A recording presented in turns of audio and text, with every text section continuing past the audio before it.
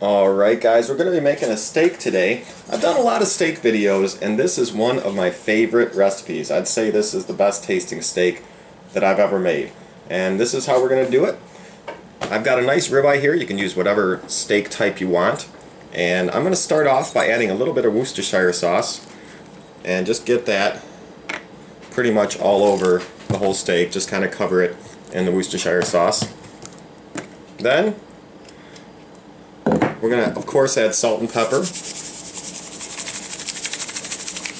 to both sides. Got my pepper here.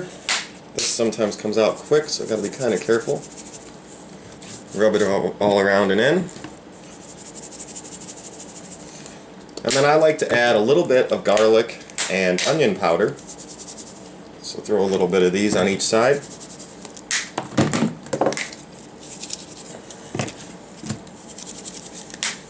And then just get this all rubbed in. This all mixes a little bit on the cutting board here, so let's get it rubbed in and get it on the sides a little bit off the cutting board. And that's all I do for seasoning. Just a little garlic, salt, pepper, and Worcestershire. Now we've got a nice seasoned up steak here. And the next step is to go to the grill. We're actually going to be cooking this inside on a pan. We're going to be searing it. And we're going to use some oil in the pan, butter later, and thyme later. So let's go ahead to the stove and see how we're going to finish this up. Alright guys, now we're at the stove, and the first thing we're going to do is add in a little bit of olive oil. And then we're going to go ahead and sear our steak on all sides. So let's go ahead and get the olive oil everywhere. Now throw in our steak.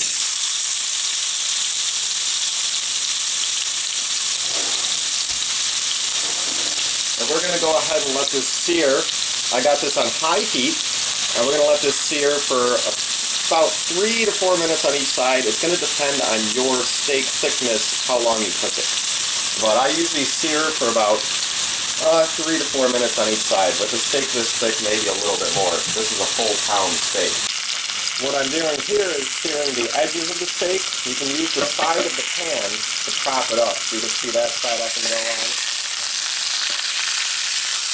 Now once you've seared all sides of your steak and it's getting mostly cooked, go ahead and add in some butter and some thyme.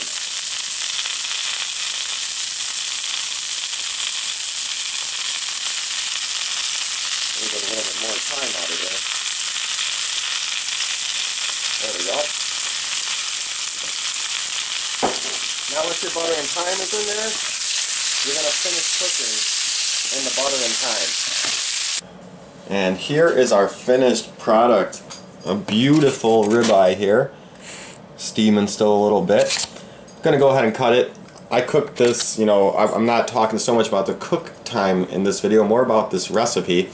I expect this to be pretty rare. Even though it's charbroiled on the outside, it's very nice and soft.